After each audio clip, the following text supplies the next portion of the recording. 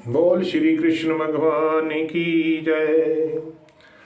अथ चौथा अध्याय। श्री कृष्ण भगवान बोले, इस अविनाशी कर्म योग को मैंने सूर्य से कहा था, सूर्य ने मन्नु से कहा था और मन्नु ने राजा इक्ष्वाकु से कहा था।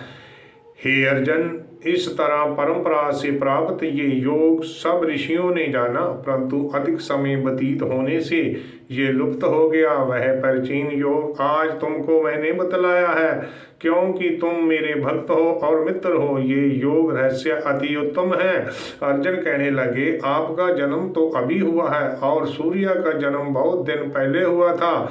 मैं किस प्रकार मानूं कि आपने सूर्य को वह योग बताया था। श्री कृष्ण भगवान बोले, हे अर्जुन, मेरे और तुम्हारे नेका जन्म हो चुके हैं, मुझे वह याद हैं। तुम भूल चुके हो, मैं जन्म से रहित हूँ, अविनाशी हूँ, संपूर्ण प्राणियों का स्वामी हूँ, अपनी प्रकृति में स्थित हूँ, तत्पई अपनी माया से जन्मता हूँ। हे भारत, जब जब धर्म की हानि होती है और धर्म अधर्म का प्रबल हो जाता है, तब तब मैं जन्म लेता हूँ। साधुओं की रक्षा, पापियों का विनाश और धर्म की संस्थापना करने के लिए प्रत्येक युग में जन्मता हूँ। जो मेरे इस अलौकिक जन्म और कर्म का तत्व को जानते हैं, वह मरने पर फिर जन्म नहीं लेता है और मुझ में ही लीन हो जाता है। इस तरह मोह, भय और क्रोध को त्याग कर मुझ में भक्ति करके मेरी शरणागत हो। बहुत से मनुष्य ज्ञानी रूप तप से पवित्र होकर मुझ में मिल गए हैं। जो जिस भाव से मेरा पूजन करता है, उसको मैं उसी प्रकार से फल देता हूँ। हे पार्थ, मनुष्य सब प्रकार से मेरे ही मार्ग के अनुसार हे पार्थ मनुष्य सब प्रकार से मेरे ही मार्ग का अनुसरण करता है, अर्थात वह चाहे जिसकी भी सेवा करे वह मेरी ही सेवा है। मुझ लोग में कर्म की सिद्धि की इच्छा करने वाले लोग देवताओं की पूजा करते हैं, क्योंकि इस लोक में कर्म की सिद्धि शीघ्र ही होती है। मैंने चारों वर्णों की सृष्टि अपने गुणों और कर्मों से की है। सृष्टि का कर्ता मैं ही हूँ, तथापि मुझे ही अविनाशी जानो। कर्म मुझको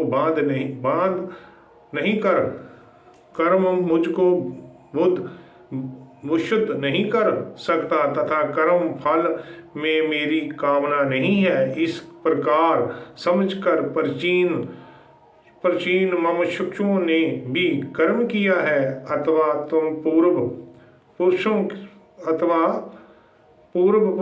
के पहले किए हुए कर्मों को तुम भी कर। हे अर्जुन, कर्म क्या है और अकर्म क्या है, इसके विचार में विद्वानों की बुद्धि भी चकरा जाती है। उस कर्म का वर्णन मैं तुमसे करूंगा, जिसके जानने से संसार के बंधन से छूटकर मोक्ष के भागी होंगे। कर्म, विकर्म और अकर्म तीनों का जानना आवश्यक है, क्योंकि कर्म की गति अंत गंभीर है। जो कर्म में अकर्म और अकर्म में कर्म देखता है, वह पुरुष बुद्धिमान है, वही योगी और समस्त कर्मों का करने वाला है। हे अर्जुन, जो कर्म करने में कोई कामना नहीं रखता और जिसकी समस्त कर्म ज्ञान रूपी अग्नि से भस्म हो गया है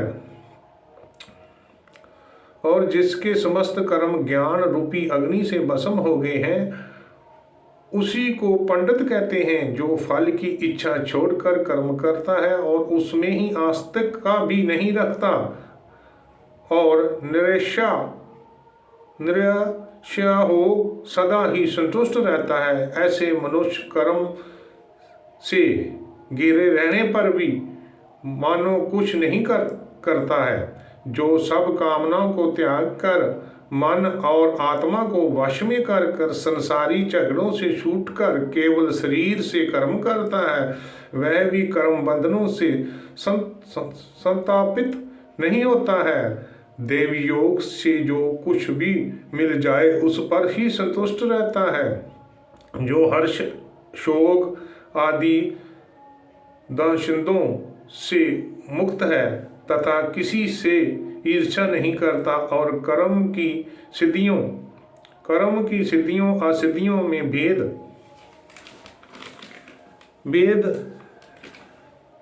नहीं समझता, वह कर्म करता हुआ उसमें नहीं बंधता, जो फल की इच्छा नहीं रखता, वासना से दूर हो गया है, ज्ञान में जिसका मन अचल है और जो यज्ञ के लिए ही कर्म करता है, उसके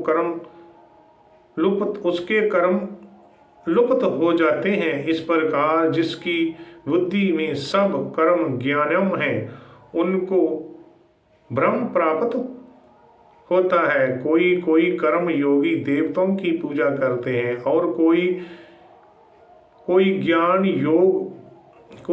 योग ब्रह्म रूप अग्नि में ज्ञान रूपी हवन कर परमात्मा का भजन करते हैं। कोई ऐसा है कि जो अपनी इंद्रियों को तथा सब कर्मों को स्वयं रूपी अग्नि में होम कर देता है, और कितने ही इंद्रिय रूपी अग्नि में इंद्रियों के रूप में शब्दार्थ विषयों को होम कर देते हैं। कितने ही लोग इंद्रियों के सब कर्मों और प्राणों के कर्मों को आत्मज्ञान से प्रज्वलित आत्म स्वरूप अग्नि में होम कर देते हैं। कोई तो द्रव्य यज्ञ करता है, कोई तप यज्ञ, कोई योग यज्ञ, कोई स्वस्थाया और कोई ज्ञान रूपी यज्ञ करता है, और कोई प्राणायाम से तपया रहने वाले योग प्राण और अपना वायु से प्राण को रोकते हैं, और वह वायु में अपने वायु को लय कर लेते हैं। कोई आहार को नियंत्रण करके प्राणों में होमते हैं। वह सब यज्ञ देवता हैं, और यज्ञ से ही इनके सब पाप नाश हो जाते हैं। जो यज्ञ से बचे हुए अमृत रूपी अन्न को खाते हैं, वह सनातन ब्रह्म को प्राप्त होते हैं। हे अर्जुन, जो यज्ञ नहीं करते उनके ये लोक और उनके यहाँ लोक और परलोक दोनों ही नहीं है। इस प्रकार के बहुत से यज्ञ वेदों में विस्तार सहित वर्णित है।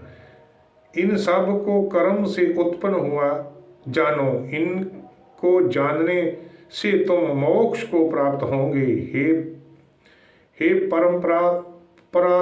परमात्म, द्रव्यम यज्ञ से ज्ञान यज्ञ उत्तम है।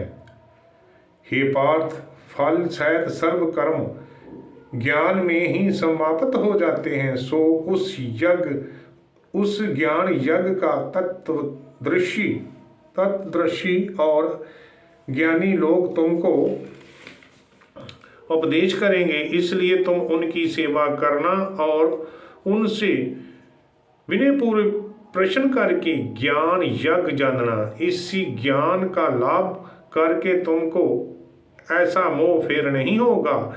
इस ज्ञान से समस्त प्राणियों को तुम अपने में और मुझ में देखोगे। यदि सब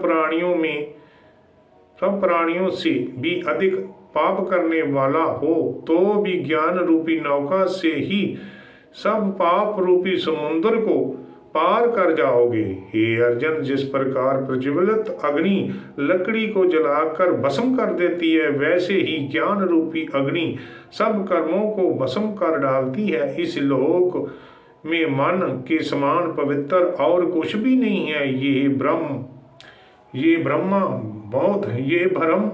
बहुत काल प्रयत्न कर्म योग से सिद्ध हुआ है। पुरुषों को अपने आप ही प्राप्त हुआ है। जो श्रद्धावान पुरुष इंद्रियों को जीत कर ब्रह्म ज्ञान में लगा देते हैं, वह ज्ञान को प्राप्त करते हैं और ज्ञान को पाकर अल्प समय में शांति को पा जाते हैं। अज्ञानी श्रद्धा रहित और जिनके मन में संदेह है, जो पुरुष हैं, वह नष्ट हो जाते हैं। जिनका मन सदा श्यामी रहता है उनको ये लोक परलोक और सुख कुछ भी प्राप्त नहीं होता है।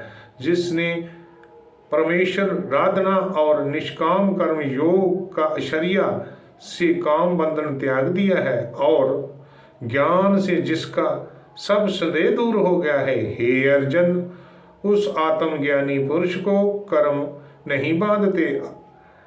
अथवा एवं हे अर्जुन, ज्ञान से उत्पन्न हुआ चित्त के इस संशय को ज्ञान रूपी तलवार से काट कर मेरे बताए हुए कर्म योग को करने के लिए प्रस्तुत हो जाओ। बोल श्री कृष्ण भगवान की जय। गोविंदे राधे गोपाल राधे, राधे राधे गोविंदे राधे। जय श्री कृष्ण भगवान।